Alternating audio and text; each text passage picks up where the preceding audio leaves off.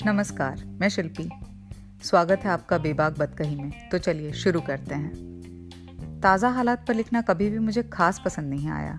वजह बस इतनी है, उस पे लिखी हुई चीज़ की शाश्वतता ख़त्म हो जाती है। मान लीजिए लखनऊ पे लिखी हुई आप एक छोटी सी कहानी तकरीबन 50 साल पुरानी पढ़ रहे हैं, जिसमें लेखक स्ट्रीट लाइट से लेकर शिया इमामबाड़े की बातें कर रहा है। आप उसके रस में डूबे हुए भूल जाते हैं कि आज के लखनऊ और 50 साल पुराने लखनऊ में काफ़ी फ़र्क था। मगर उसी वक्त अगर लेखक ने अमीनाबाद जाने का रिक्शा कर लिया और साथ में कहानी में उस वक्त का दाम, रिक्शे का किराया 4 आना, मान लीजिए 4 आना भी लिख दिया, तो अचानक से थोड़ी सी देर के लिए ही सही पर वो तारतम्य टूट सा जाता है। आप खुद को लेखक से दूर समझने लगते हैं, एक पीढ़ी तक दूर। शायद ये बात सबको ना खटकती हो, पर मुझे ज़रूर दांतों तले आए कंकड़ की तरह लगती है। वैसे ऐसे जिक्र इतने बुरे भी नहीं होते, ये हमें बीते वक्त की झलक दिखाते हैं। पर जब हम किसी लेख या कहानी में तथ्य यानी फैक्ट्स नहीं खोज रहे होते, तब ऐसे तथ्य उसे हल्का सा बेमज़ा तो कर ही देते हैं। उस साहित्यिक टुकड़े का टाइमलेस होना खतरे में पड़ जाता है। जैसे आप ऋग्वेद को ही लें, जो कि ना सिर्फ भारत की पर विश्व की सबसे पुरानी उपलब्ध किताब है।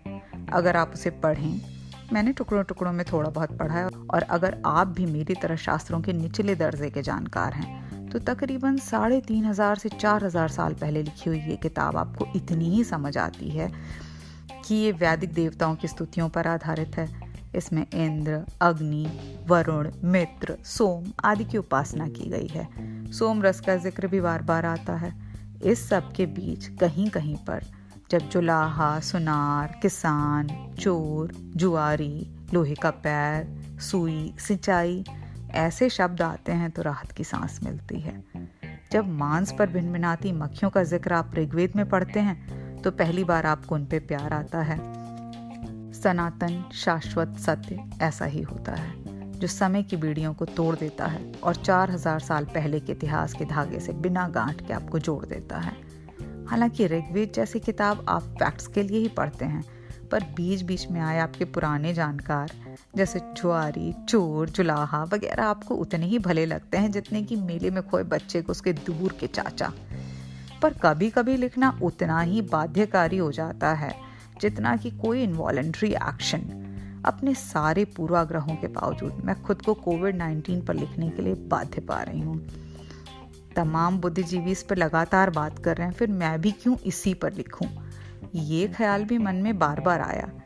पर जैसा होता है, बड़े विषयों पे सब कुछ कह देने के बाद भी कुछ और बोलने की गुंजाइश बची रहती है। So let's start. पक्के तौर पर कुछ कहा तो नहीं जा सकता, पर लगभग हर देश पे यह आपदा आकर रहेगी और पहले से लंगड़ाती इकोनॉमी की कमर तोड़ कर जाएगी। इससे उबरने में कुछ साल तो लग ही जाएंगे, पर इस बार उबरने का क्या मतलब होगा? क्या हम फिर से बैक टू स्क्वायर वन हो जाएंगे? फिर से वही पोल्यूशन, वही प्रकृति का दोहन, वही इनसेंसिटिविटी और लालच? शायद हाँ, फिर से वही। इंसानों ने अपने माजी से बमुश्किल ही कोई सबक लिया है। हम में से बहुतेरे इतने घृणित तरीके से लालची होते हैं कि उनके कारनामे आपके मन में जुगुप्सा पैदा करते हैं। जुगुप्सा मतलब घृणा। ऐसे लोगों से भरे समाज से उम्मीद ही क्या की जा सकती है? पर दूसरी तरफ प्रकृति को देखिए, सड़कों पर सन्नाटा है, हवा बिल्कुल साफ हो गई है, आसमान में इतने तारे, इतने तो मैंने कुर्ग या नागटिब्बा में ही देखे थे जितने अब लखनऊ में दिख रहे हैं। ये सब फिर से धूमिल हो जाएगा, सोच के ही बुरा लग रहा है। आखिर हम कर क्या सकते हैं? इस बात पर मंथन करना वक्त की जरूरत भी है, और ये आप समझ लें कि प्रकृति का आदेश भी। अब जब हम सबको घर में रहकर मिनिमलिस्टिक लाइफस्टाइल की एक अरसे से आदत पड़ गई है, तो क्यों ना इसे अपने बचे हुए जीवन में हमेशा के लिए अपनाया जाए? भारत में तो आदिकाल से ऐसे जीवन की प्रशंसा की जाती रही है। हमारे लिए इसमें ढल जाना बेहद आसान है। मुझे एक छोटी मगर इंटरेस्टिंग स्टोरी याद आ रही है। एक बार एक बड़ा नगर का सेठ जंगल में रास्ता भटक कर एक साधु की कुटी पे पहुंच जाता है। साधु उसे रात भर के लिए आश्रय देता है। ठंड बहुत थी और कुटी बहुत छोटी थी, इतनी छोटी कि उसमें 2 लोग एक साथ नहीं सो सकते थे। साधु कुटिया के बाहर चला जाता है और सेठ अंदर लेट जाता है। कुटिया पूरी तरह से खाली थी, उसमें कुछ भी नहीं था। बेचारे सेठ को चुभती हुई जमीन पर नींद ही नहीं आ रही थी। थोड़ी देर बाद साधु अंदर झांक कर पूछता है, कहिए महाशय, आपको कुछ चाहिए क्या? इस पर थका हुआ सेठ झुंझला कर जवाब देता है, यहाँ है ही क्या जो आप मुझे देंगे? ऐसा जवाब सुनकर साधु शांति से मुस्कुरा कर कहता है, मैं आपको दूंगा कुछ नहीं, पर जो आपको चाहिए उसके बिना कैसे रहा जाए उसका तरीका बता सकता हूँ। अद्भुत दर्शन है इस कहानी में।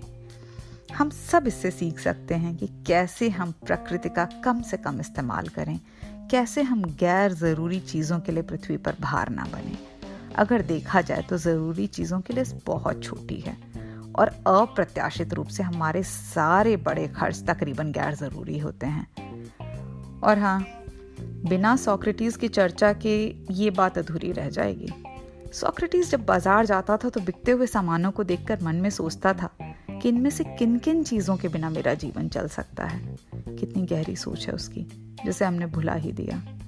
अगर हम ज्यादा पीछे ना जाएं और उदाहरण के तौर पे अपने ही समय की सुधा मूर्ति को लें, जिन्होंने पिछले कई सालों से अपने लिए साड़ियां खरीदनी बंद कर दी क्योंकि उनके पास बहुत साड़ियां थीं। हम में से कितने ऐसे दिलेर हैं जो जीवन के किसी भी मोड़ पर पैसा होते हुए भी ऐसा सोच पाएंगे? पर अब वक्त आ गया है कि हम बदलें और दूसरों को बदलने की प्रेरणा दें। और आखिर में एक पौराणिक कहानी का जिक्र मैं करना चाहूंगी। एक बार पृथ्वी गाय का रूप धरकर भगवान विष्णु के पास जाती है और उनसे प्रार्थना करती है कि वो उसकी चौतरफा दोहन से यानी एक्सप्लॉयटेशन से उसे बचाएं। ऐसा लगता है पृथ्वी फिर से भगवान विष्णु के पास चली गई है। वो अब सुरक्षित है, बचना तो अब हमको है।